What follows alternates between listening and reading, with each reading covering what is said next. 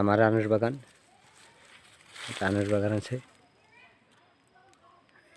সবটার মধ্যে আনারস গাছ আছে।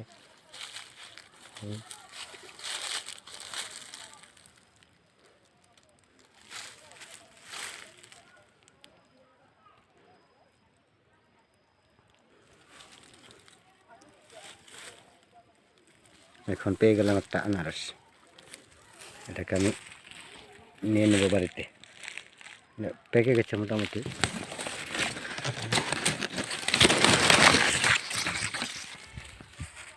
এই মোটামুটি পেকে গেছে, এটা এখন একটা স্বাদ।